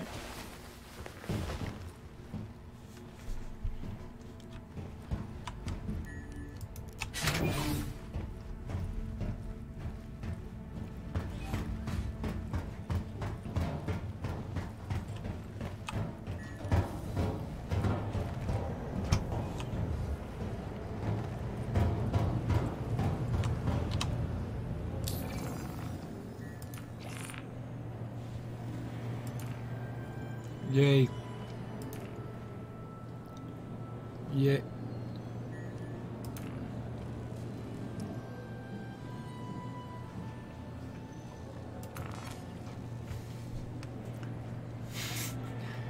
Where did this thing come from?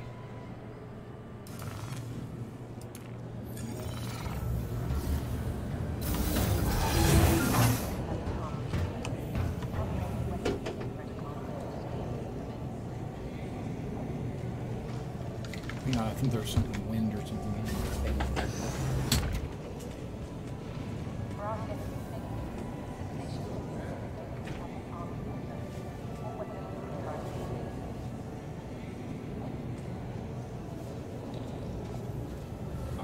Sorry.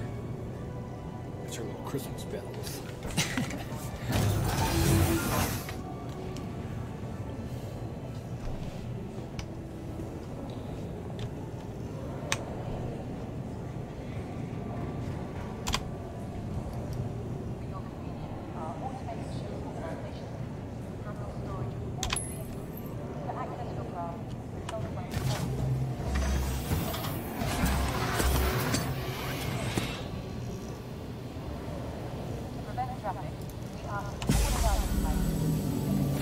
Unknown.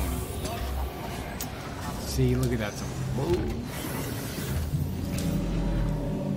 bullshit. I'm not waiting 20 minutes for that frickin' ship, and that's the one I wanted.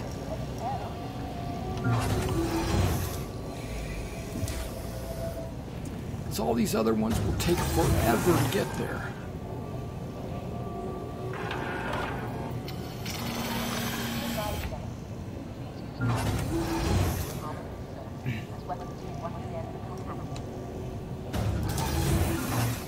We'll do this one. Your ship has been delivered to the following landing pad.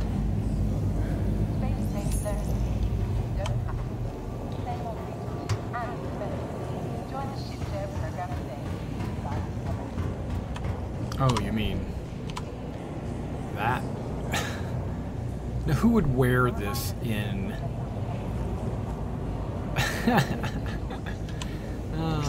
It's funny though. It is funny. Gets attention.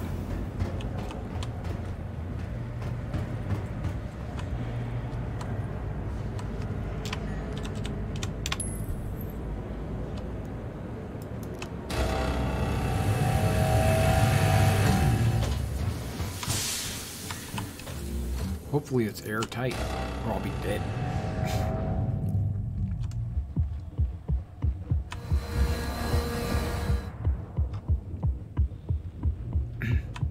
No, it's actually not. Twice as fast in my Aquila.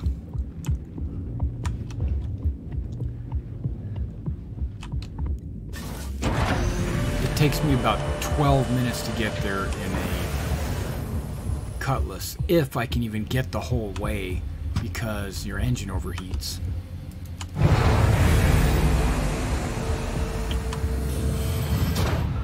Ah.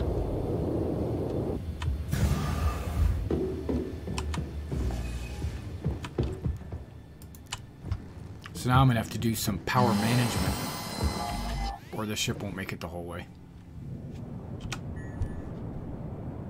Hello and welcome aboard your Drake interplanetary craft. Your systems are online. Launch complete.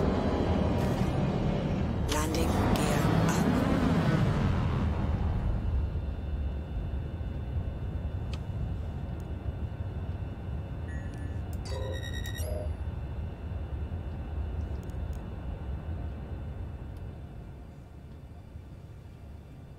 Weapons offline. Shield system offline.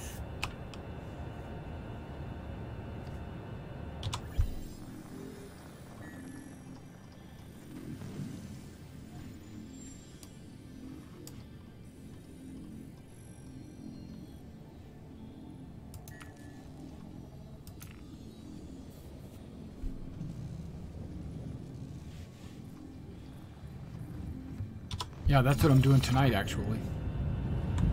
Playing on a new setup. It's an i7 9700.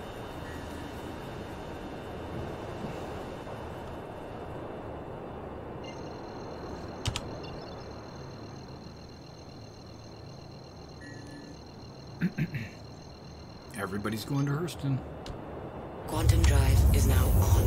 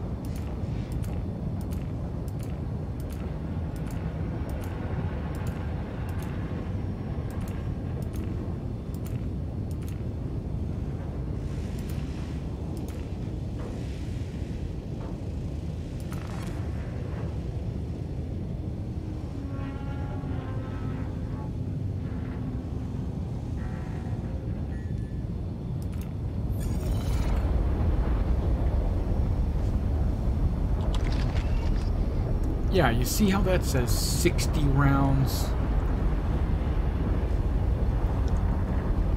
That's correct.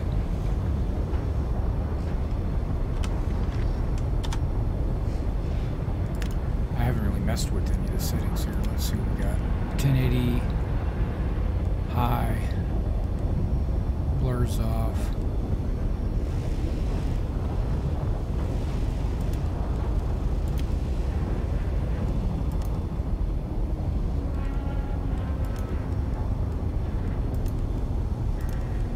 At least these didn't change. That was pretty good.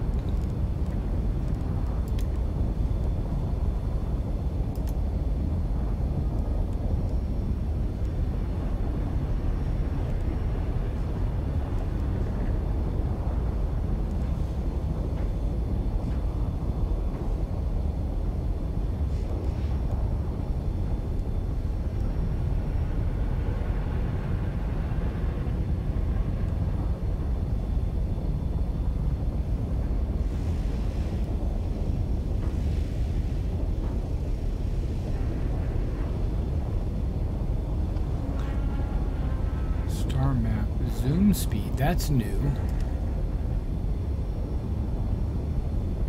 I'm gonna up that just to see what happens there.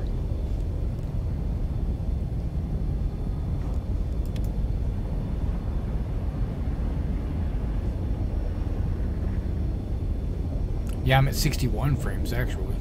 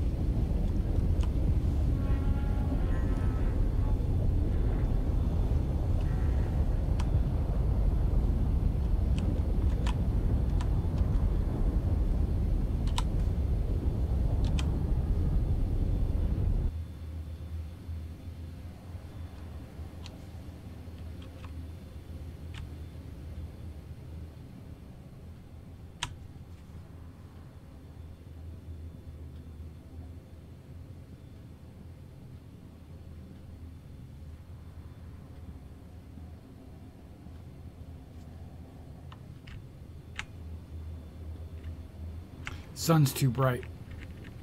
Would you agree? I agree. Print screen. Passing the sun. That actually made me a little, like, not sick, but like I was afraid I was going to fall out.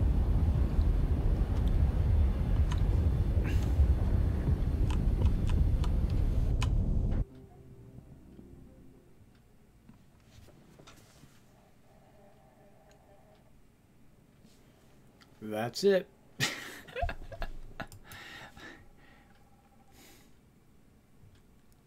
Got halfway there. Alright guys, that's what we're going to call it for the evening. Thanks for coming out and checking out this live stream of Star Citizen. I'll be back on tomorrow night for sure. I don't know how early I'll be on, but it could be early. But I do have a couple of things I need to do tonight before I go to bed anyway. Like I got to pack something up I got to ship something out in the morning. Alright, Lumovox, it was nice chatting with you. And you have a great night.